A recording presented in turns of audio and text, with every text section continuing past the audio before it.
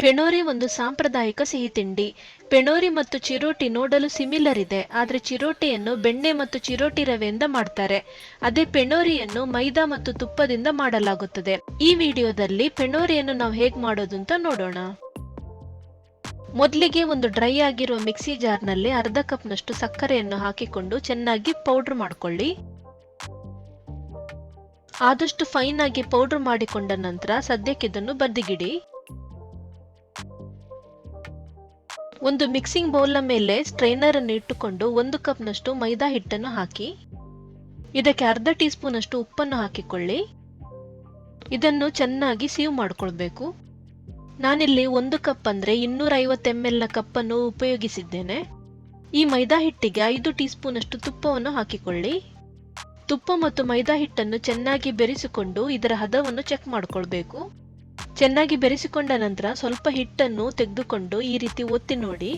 ಈ ರೀತಿ ಸ್ಟಿಫ್ ಆಗಿ ಬಂದ್ರೆ ತುಪ್ಪ ಸಾಕಾಗಿದೆ ಅಂತ ಅರ್ಥ. ಈಗ ಸ್ವಲ್ಪ ಸ್ವಲ್ಪ ನೀರನ್ನು ಹಾಕಿಕೊಂಡು ಹಿಟ್ಟನ್ನು ನಾದಿಕೊಳ್ಬೇಕು. ನೀವು ನಾದಿಕೊಂಡ ಹಿಟ್ಟು ಹೇಗಿರ್ಬೇಕಂದ್ರೆ ಚಪಾತಿ ಹಿಟ್ಟಿನ ತರ ಸಾಫ್ಟ್ ಆಗಿರ್ಬೇಕು. ಪೆಣೋರಿಯನ್ನು ಮಾಡುವಾಗ ಸಾಮಗ್ರಿಯ ಅಳತೆಯನ್ನು ಪರ್ಫೆಕ್ಟ್ ಆಗಿ ಹಾಕಿ. ಕೆಲವರು ಪೆಣೋರಿಯನ್ನು ಚಿರೋಟಿ ಅಂತ ಸಹ ಹೇಳ್ತಾರೆ, ಆದರೆ ನನ್ನ ಪ್ರಕಾರ ಚಿರೋಟಿಯು ಪೆಣೋರಿಯಷ್ಟು ಫ್ಲಾಟ್ ಆಗಿರೋದಿಲ್ಲ, ಉಬ್ಬಿಕೊಂಡಿರ್ತದೆ. ಉಡುಪಿ ಮಂಗಳೂರು ಕಡೆ ಚಿರೋಟಿಯನ್ನು ಸಿಹಿಯಾದ ಬಾದಾಮಿ ಹಾಲಿನ ಜೊತೆಗೆ ಸವಿಯಲಾಗುತ್ತದೆ, ಮತ್ತೆ ಪೆಣೋರಿಯನ್ನು ಹೀಗೇನೆ ತಿಂತಾರೆ. ಸೊ ನಿಮ್ಮ ಪ್ರಕಾರ ಚಿರೋಟಿ ಮತ್ತು ಪೆಣೋರಿ ಒಂದೇನಾ ಅಥವಾ ಬೇರೆನಾ ಅಂತ ಕಮೆಂಟ್ ಮೂಲಕ ತಿಳಿಸಿ. ಸೊ ಈಗ ಇಲ್ಲಿ ಹಿಟ್ಟನ್ನು ನಾದಿಕೊಂಡ ನಂತರ ನಾನು 2 ಪೋರ್ಷನ್ ಆಗಿ ಡಿವೈಡ್ ಮಾಡ್ಕೊಂಡಿದ್ದೇನೆ. ಇದರಿಂದ ಚಿಕ್ಕ ಚಿಕ್ಕ ಉಂಡೆಗಳನ್ನು ಮಾಡಿಕೊಳ್ಳಿ. ಉಂಡೆಗಳ ಗಾತ್ರ ಎಷ್ಟಿರ್ಬೇಕಂದ್ರೆ ಅದರಿಂದ ಪೂರಿಗಳನ್ನು ಮಾಡುವಷ್ಟಿರಬೇಕು. ಈ ಹಿಟ್ಟಿನ ಉಂಡೆಗಳನ್ನು ಒಂದು ಪ್ಲೇಟ್ಗೆ ಹಾಕೊಳ್ಳಿ. ನಾನಿಲ್ಲಿ ಒಂದು ಉಂಡೆಯನ್ನು ತೆಗೆದು ಇದಕ್ಕೆ ಮೈದಾ ಹಿಟ್ಟನ್ನು ಡಸ್ಟ್ ಮಾಡಿಕೊಂಡು ಯಾವ ರೀತಿ ಲಟ್ಟಿಸಬೇಕು ಅಂತ ತೋರಿಸ್ತೇನೆ.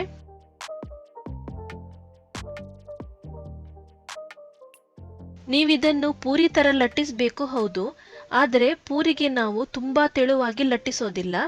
ನೀವಿಲ್ಲಿ ಪೂರಿ ಗಾತ್ರಕ್ಕೆ ಲಟ್ಟಿಸ್ಕೊಳ್ಳಿ, ಆದರೆ ತುಂಬಾ ತೆಳುವಾಗಿ ಲಟ್ಟಿಸ್ಕೊಳ್ಬೇಕು.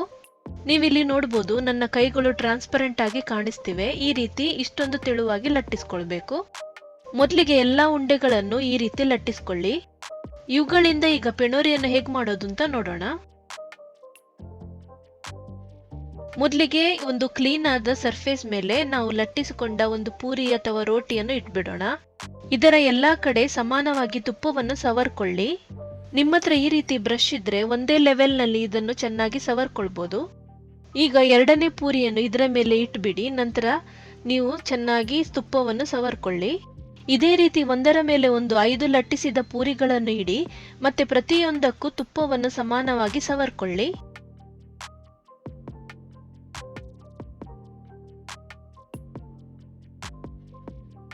ನಾನೀಗ ಇದರ ಮೇಲೆ 5ನೆಯ ಪೂರಿಯನ್ನು ಇಡ್ತಿದ್ದೇನೆ, ಆದರೆ ನಾವೀಗ ಇದರ ಮೇಲೆ ತುಪ್ಪವನ್ನು ಹಾಕಬಾರ್ದು.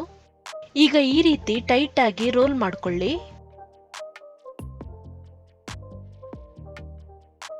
ರೋಲ್ ಮಾಡ್ಕೊಂಡ ನಂತರ ಪ್ರತಿ 1 ಇಂಚು ಗ್ಯಾಪ್ ನಲ್ಲಿ ಈ ರೀತಿ ಕಟ್ ಮಾಡ್ಕೊಳ್ಳಿ. ನಿಮ್ಗೆ ತುಂಬಾ ದೊಡ್ಡ ಗಾತ್ರದ ಪೆಣೋರಿ ಮಾಡಬೇಕು ಅಂದ್ರೆ ಸ್ವಲ್ಪ ಜಾಸ್ತಿ ಗ್ಯಾಪ್ ನಲ್ಲಿ ಕಟ್ ಮಾಡ್ಕೊಳ್ಳಿ. ಇದೇ ರೀತಿ ಪ್ರತಿ 5 ಪೂರಿಗಳ ಒಂದೊಂದು ಬ್ಯಾಚ್ ಮಾಡಿಕೊಂಡು ಈ ರೀತಿ ರೋಲ್ ಮಾಡಿ ಕಟ್ ಮಾಡಿಕೊಂಡು ರೆಡಿ ಮಾಡಿಟ್ಕೊಳ್ಳಿ. ನಾವೀಗ ಈ ರೋಲ್ ಮಾಡಿಕೊಂಡ ಹಿಟ್ಟುಗಳನ್ನು ಪೂರಿ ತರ ಪುನಃ ಲಟ್ಟಿಸ್ಕೊಳ್ಬೇಕು. ಇದನ್ನು ಲಟ್ಟಿಸ್ಕೊಳ್ಳುವಾಗ ಮೈದಾ ಹಿಟ್ಟನ್ನು ಸವರ್ಕೊಳ್ಬೇಡಿ. ನಾವು ಪ್ರತಿಯೊಂದು ಪೂರಿಗಳ ನಡುವೆ ತುಪ್ಪವನ್ನು ಹಾಕಿರೋದ್ರಿಂದ ಇದಕ್ಕೆ ಏನೂ ಹಾಕದೆ ತುಂಬಾ ಸುಲಭವಾಗಿ ಲಟ್ಟಿಸ್ಲಿಕ್ಕೆ ಬರ್ತದೆ. ಫ್ರೈ ಮಾಡಿಕೊಳ್ಳುವ ಮೊದಲು ಇದೇ ರೀತಿ ಉಳಿದ ಹಿಟ್ಟುಗಳನ್ನು ಸಹ ಲಟ್ಟಿಸ್ಕೊಳ್ಳಿ.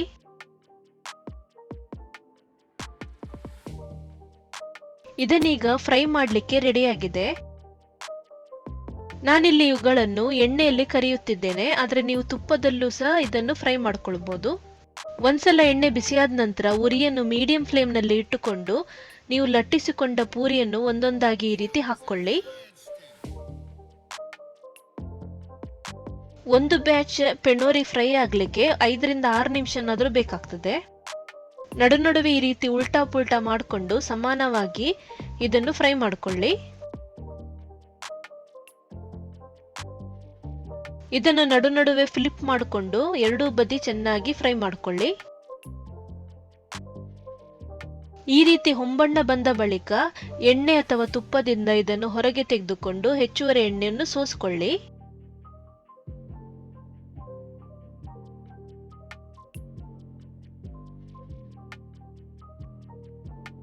ನಾನೀಗ ಕೂಡಲೇ ಸಕ್ಕರೆ ಪುಡಿಯನ್ನು ಒಂದು ಪ್ಲೇಟ್ಗೆ ಹಾಕ್ಕೊಳ್ತೇನೆ. ಈಗ ನೀವು ಈ ಪೆಣೋರಿಯನ್ನು ಈ ಸಕ್ಕರೆ ಪುಡಿಯಲ್ಲಿ ಡಿಪ್ ಮಾಡ್ಕೊಳ್ಬೇಕು. ಇವುಗಳು ಬಿಸಿಯಾಗಿರುವಾಗಲೇ ನೀವು ಇದನ್ನು ಮಾಡಬೇಕು. ಇದು ತಣ್ಣಗಾದ ನಂತರ ನೀವು ಡಿಪ್ ಮಾಡಿಕೊಂಡ್ರೆ ಸಕ್ಕರೆ ಪುಡಿ ಇದರ ಜೊತೆಗೆ ಅಂಟಿಕೊಳ್ಳೋದಿಲ್ಲ. ಒಂದೊಂದೇ ಪೂರಿಯನ್ನು ಸಕ್ಕರೆ ಪುಡಿಯ ಜೊತೆಗೆ ಅದ್ದಿಕೊಂಡ ನಂತರ ಈ ರೀತಿ ಒಂದು ಪ್ಲೇಟ್ನಲ್ಲಿ ಹಾಕಿಕೊಂಡು ಅರೇಂಜ್ ಮಾಡಿಕೊಳ್ಳಿ. ಸೊ ಈ ಪೆಣೋರಿ ರೆಸಿಪಿಯ ಬಗ್ಗೆ ನಿಮ್ಮ ಅನಿಸಿಕೆಯನ್ನು ಕಮೆಂಟ್ ಮೂಲಕ ತಿಳಿಸಿ. ಹಾಗೇನೆ ನಿಮಗೆ ಬೇರೆ ಯಾವುದೇ ರೆಸಿಪಿಯನ್ನು ನಾವು ವಿಡಿಯೋ ಮಾಡಿ ಶೇರ್ ಮಾಡಬೇಕಾದ್ರೆ ಅದನ್ನು ನೀವು ನಮ್ಮ ಫೇಸ್ಬುಕ್ ಮೆಸೆಂಜರ್ ಅಲ್ಲೂ ಮೆಸೇಜ್ ಮಾಡಬಹುದು. ಈ ವಿಡಿಯೋ ಇಲ್ಲಿಗೆ ಮುಕ್ತಾಯವಾಗುತ್ತದೆ. ಎಲ್ಲರಿಗೂ ನಮಸ್ಕಾರಗಳು.